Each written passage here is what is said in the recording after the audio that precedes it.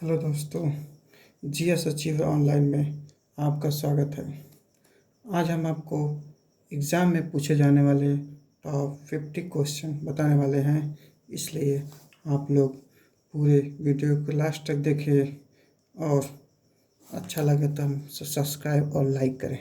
तो हम दोस्तों आगे चलते हैं और सबसे पहले हम आते हैं पहले नंबर क्वेश्चन पे, जिसमें हम पढ़ेंगे भारतीय संविधान का सबसे बड़ा स्रोत क्या है। तो इसमें हम जानते हैं भारतीय संविधान का सबसे बड़ा स्रोत 1935 का भारत शासन अधिनियम है। और दूसरे नंबर क्वेश्चन में प्रथम बार राष्ट्रीय ध्वज कब फहराया गया था, तो इसका सही आंसर है 26 जनवरी 1930 ईस्वी को।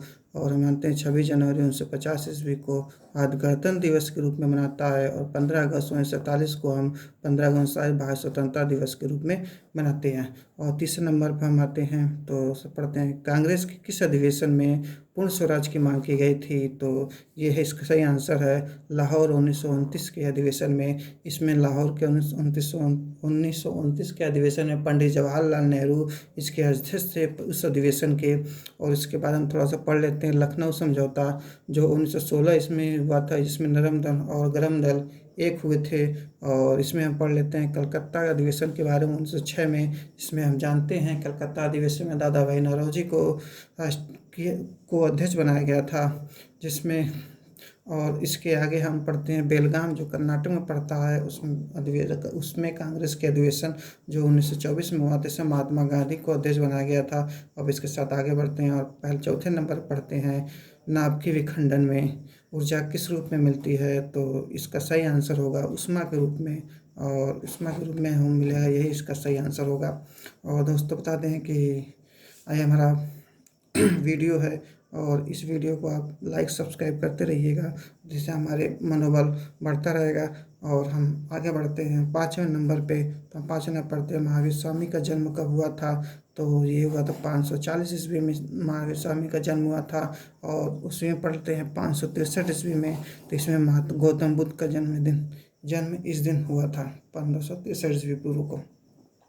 और अब आगे आते हैं 6वें नंबर भारत का प्रथम वायसराय कौन था। तो प्रथम वायसराय लॉर्ड कैनिंग था। और लॉर्ड कैनिंग के बारे में हम जानते हैं कि 1856 से 1862 ईस्वी तक इसने भारत का अंतिम गवर्नर जनरल और भारत का प्रथम वायसराय भी बना था। और यह 1856 ईस्वी में विधवा पुनर्विवाह को एक्ट को बनाया था। और 1857 का विद्रोह भी इसी समय हुआ था, लेकिन जब विद्रोह शुरू हुआ था तो उस समय इसका ये हट गया था। और इसके बाद तो हम पढ़ते हैं लॉर्ड डलहौजी के बारे में। लॉर्ड डलहौजी ये भारत का गवर्नर जनरल था, और ये आते ही सबसे पहले इसने हड़प की नीति को लागू किया, और यह 1848 से 1856 ईस्वी तक भारत का गवर्नर जनरल बना। और आते हैं फिर लॉर्ड मेयो पे। तो लॉर्ड मेयो 1869 से 1872 ईस्वी तक यह भारत का गवर्नर जनरल बना जब। और यह भारत की प्रथम जनगणना करवाई थी जो 1872 ईस्वी में करवाई थी। तो और लॉर्ड कर्जन के बारे में हम जानते हैं कि लॉर्ड कर्जन 1905 में बंगाल विभाजन में इसकी महत्वपूर्ण भूमिका थी। इसने रेलवे बोर्ड की भी स्थापना की 1905 में, और बंगाल विभाजन हम बता ही चुके हैं। यह भारत का सबसे बदनाम वायसराय भी कहलाता है, क्योंकि इसने 1905 में बंगाल विभाजन करवा दिया था। अब इसके आगे हम पढ़ते हैं गूगल के बारे में। 21 नंबर गूगल के सीईओ कौन है। तो हम जानते हैं भारतीय मूल के सुंदर पिचाई ही गूगल के सीईओ हैं। और अनुपम श्रीवास्तव जो बीएसएनएल के पूर्व सीईओ थे, अनुपम श्रीवास्तव थे।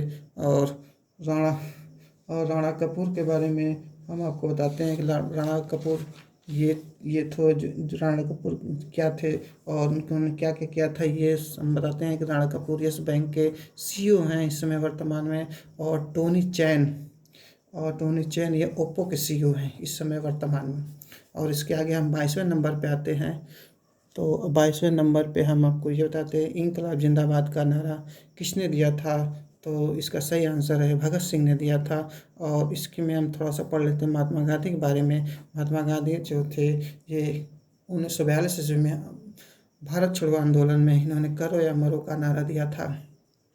और मदन मोहन मालवीय को हम जानते हैं कि ये लाहौर के एक जुलूस में ये अंग्रेज़ों के लाठीचार्ज से इनकी मृत्यु हो गई थी। और इन्होंने हिंदू विश्वविद्यालय की स्थापना मदन मोहन मालवीय ही ने की है। और आगे हम पढ़ते हैं 24वें नंबर पे, जो का है भारत का सबसे स्वच्छ शहर कौन सा है, तो इंदौर को माना जाता है। इंदौर भारत का सबसे स्वच्छ शहर है।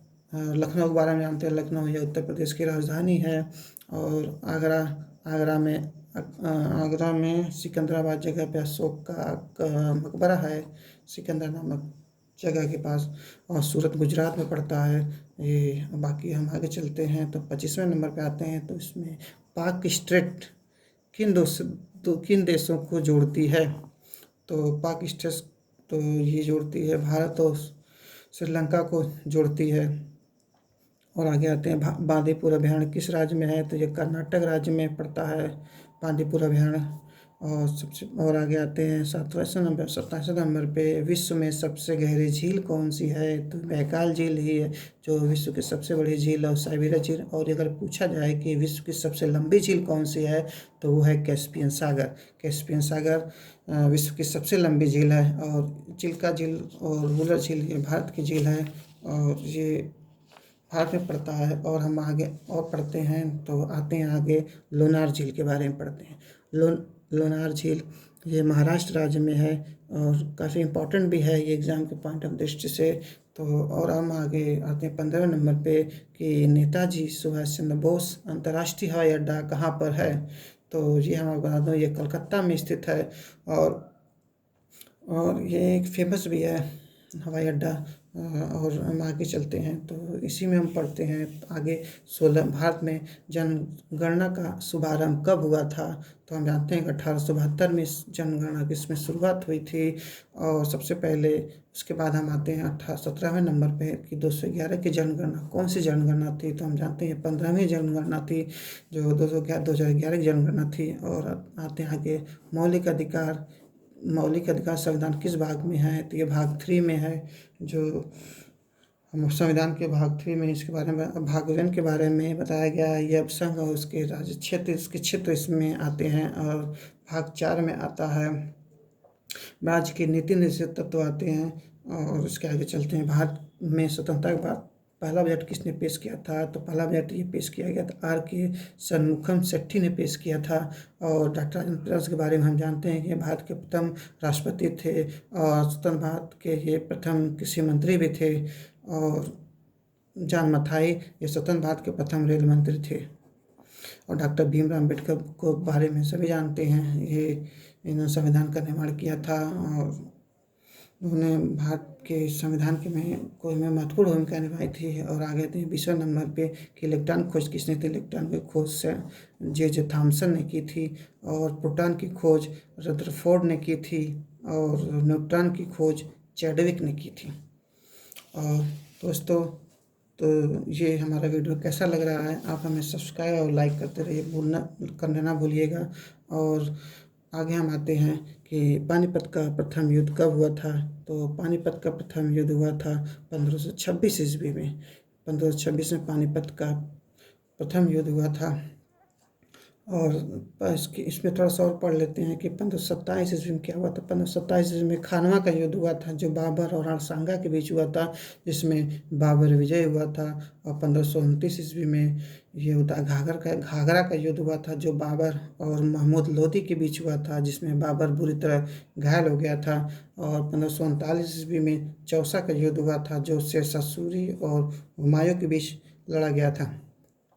दोस्तों, और हम आगे चलते हैं और हम पढ़ते हैं आगे राष्ट्रीय युवा दिवस कब मनाया जाता है, तो हम जानते हैं कि जिस दिन स्वामी विवेकानंद का जन्मदिन पड़ता है उसी दिन को हम राष्ट्रीय युवा दिवस के रूप में मनाते हैं। वो है जो 12 जनवरी को हम राष्ट्रीय युवा दिवस बनाते हैं। और 26 जनवरी को हम जानते हैं या भारत गणतंत्र दिवस मनाते हैं। 2 अक्टूबर को हम महात्मा गांधी जयंती मनाते हैं। महात्मा गांधी का जन्म गुजरात के पोरबंदर में हुआ था। 2 अक्टूबर 1869 ईस्वी में हुआ था। इन्होंने भारत की आज़ादी करने में महत्वपूर्ण भूमिका निभाई थी। इनके द्वारा करो या मरो का नारा दिया गया था। और ये और इन्होंने असहयोग आंदोलन, सविनय अवज्ञा आंदोलन आदि महत्वपूर्ण आंदोलन में महत्वपूर्ण भूमिका निभाई और किसानों के इन्होंने चंपारण सत्याग्रह में 1956 चंपारण सत्याग्रह में इन्होंने भी महत्वपूर्ण भूमिका निभाई थी। और शहीद आगे चलते हैं, शहीद दिवस कब मनाया जाता है? शहीद दिवस हम जानते हैं 30 जनवरी को मनाया जाता है और 1 दिसंबर को हम जानते हैं विश्व एड्स दिवस मनाया जाता है। तो आगे चलते हैं, इसमें आते हैं ऋग्वेद में सबसे पवित्र नदी किसे माना गया है? तो हम जानते हैं ऋग्वेद में सबसे पवित्र नदी माना गया है सरस्वती को, क्योंकि सरस्वती का 3 बार उल्लेख किया गया है और वो कालिंदी नाम से, और जबकि गंगा का 1 बार उल्लेख किया गया है गौरा के नाम से। और आगे चलते हैं तो हम देखते हैं भारत में सिक्कों या मुद्रा का प्रचलन कब हुआ था? तो हम जानते हैं 600 ईस्वी पूर्व में भारत में सिक्कों और मुद्रा का प्रचलन हुआ था। और इसी के साथ हम आगे चलते हैं तो आगे आता है हरित क्रांति किसे कहते हैं? तो हरित क्रांति के बारे में पढ़ते हैं कि खाद्यान्न में हरित क्रांति किसे कहते हैं? तो खाद्यान्न उत्पादन को हरित क्रांति कहा जाता है और उर्वरक उत्पादन को भूरी क्रांति कहा जाता है और बायोडीजल उत्पादन को कृष्ण क्रांति कहा जाता है। मसाला उत्पादन को बादामी क्रांति कहा जाता है। और सब इसके आगे हम आते हैं कि शेषनाग झील कहाँ पर है? तो हम जानते हैं शेषनाग झील जम्मू कश्मीर में है और ये महत्वपूर्ण भी है।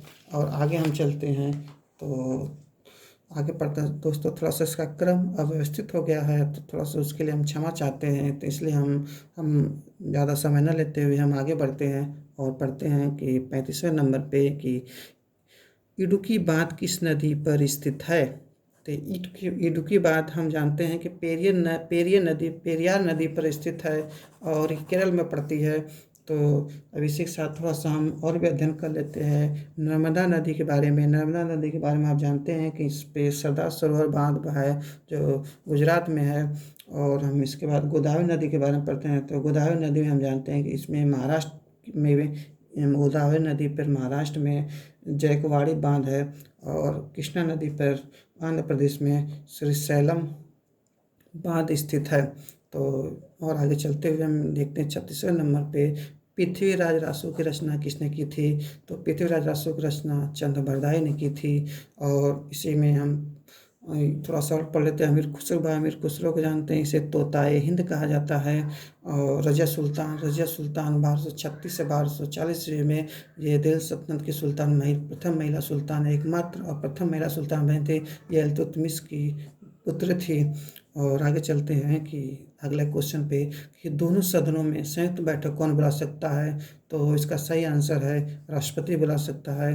और राष्ट्रपति लोकसभा और राज्यसभा दोनों को संयुक्त अधिवेशन बुला सकता है। प्रधानमंत्री जो जनता के द्वारा निर्वाचित होते हैं, ये उपसभापति में को हम जानते हैं कि ये सभापति के न रहने पे उपसभापति कार्यभार संभालते हैं और लोकसभा के अध्यक्ष संसद के सदस्यों के द्वारा इसका निर्वाचन होता है और ये इसका मनोनयन द्वारा निर्वाचित होता है। तो आगे हम पढ़ते हैं और आते हैं अगले क्वेश्चन पे कि साधारण नमक का रासायनिक सूत्र क्या है? तो जानते हैं साधारण नमक रासायनिक सूत्र क्या है? तो NaCl है। ये साधारण नमक का रासायनिक सूत्र है। और CH4 को मार्स गैस बोलते हैं और KOH को कास्टिक पोटास इसका नाम दिया गया और NaOH को रासायनिक सूत्र कास्टिक सोडा है, ये हम जानते हैं। अगले नंबर पे आते हैं तो शुष्क बर्फ का रासायनिक सूत्र क्या है? तो शुष्क बर्फ का रासायनिक सूत्र हम जानते हैं CO2 है। और इसमें थोड़ा सा हम पढ़ लेते हैं D2O को क्या बोलते हैं? इसे भारे जल बोलते हैं। C6H6 को क्या बोलते हैं? इसे बेंजीन बोलते हैं। और CH4 को हम मार्स गैस बोलते हैं। इसके ऊपर वाले में भी हमने CH4 को मार्स गैस पढ़ चुके हैं। तो इसके आगे हम आगे चलते हैं तो आगे हम आते हैं अगले क्वेश्चन पे। प्लास्टर ऑफ पेरिस का रासायनिक सूत्र क्या है? तो इसका रासायनिक सूत्र है CaSO4। 1/2H2O होता है। और हम जानते हैं कि N2O का रासायनिक सूत्र क्या है, ये लाफिंग गैस का रासायनिक सूत्र है।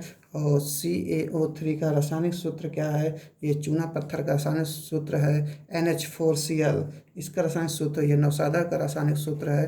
तो हम आगे बढ़ते हैं कि भारत की अगला क्वेश्चन पे है कि भारत का क्षेत्रफल कितना है। तो हम जानते हैं भारत का क्षेत्रफल 32,87,263 वर्ग किलोमीटर है। यह भारत का क्षेत्रफल है। और हम आगे चलते हैं तो आगे कड़ी में हम देखते हैं कि गिर राष्ट्रीय उद्यान कहाँ पे स्थित है। तो गिर राष्ट्रीय उद्यान ये गुजरात में स्थित है। तो हम जानते हैं कि गुजरात जहाँ पे नरेंद्र दास मोदी वहाँ के मुख्यमंत्री रह चुके हैं।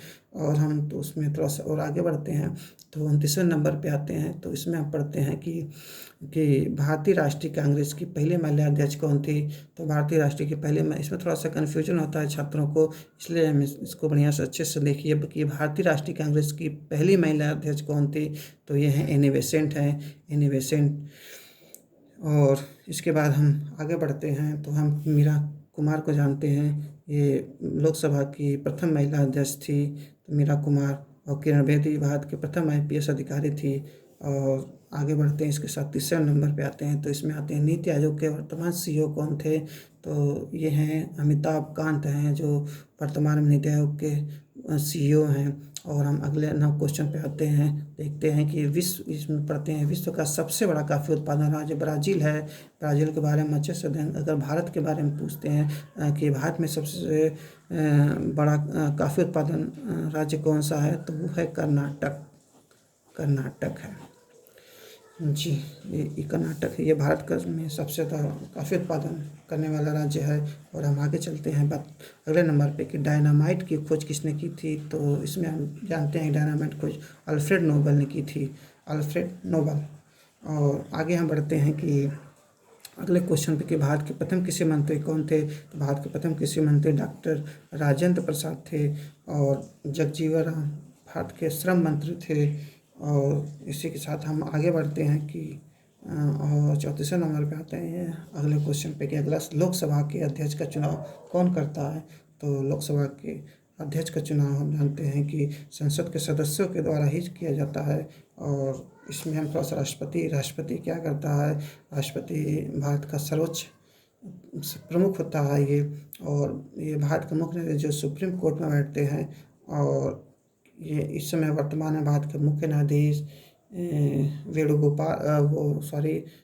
बोबले हैं इस समय वर्तमान में। और उपराष्ट्रपति हमारे वेंकैया नायडू हैं वर्तमान में। और हम आगे बढ़ते हैं इसी के साथ।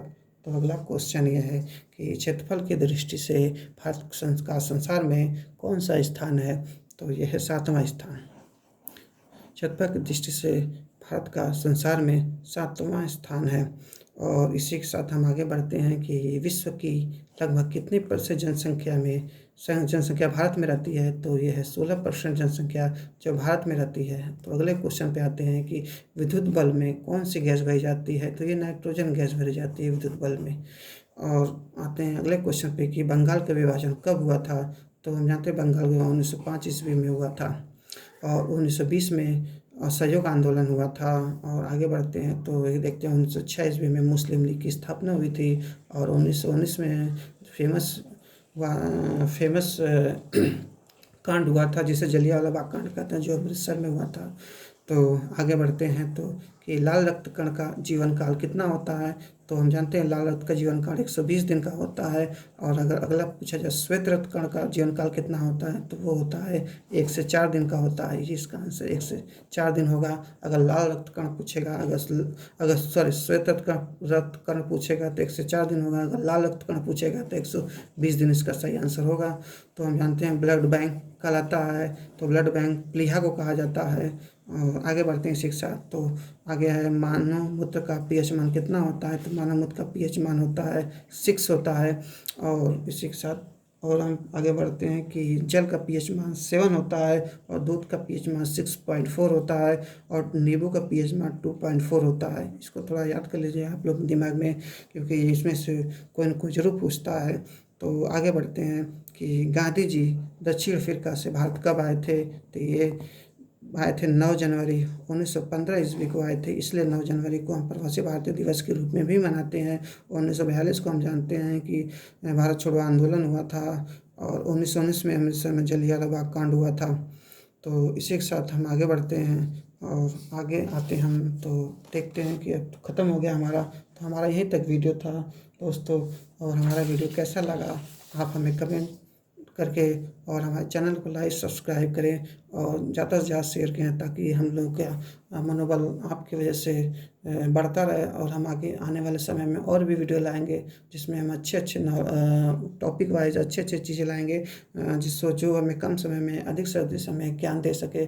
और हम आप लोगों के इस बात को मतलब कि ध्यान रखेंगे कि जो भी आप एग्ज़ाम के पॉइंट ऑफ व्यू से जो ज़्यादा महत्वपूर्ण हो वही क्वेश्चन हम बनाएं आप लोग के, ताकि आप लोगों का समय ख़राब ना हो। इसलिए दोस्तों हमारे इस चैनल को ज़्यादा से ज़्यादा सब्सक्राइब करें, लाइक करें और शेयर करें, ताकि हम आगे वीडियो बनाने के लिए हमें आपसे प्रोत्साहन मिलता रहे।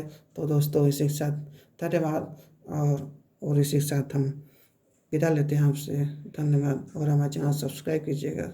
धन्यवाद।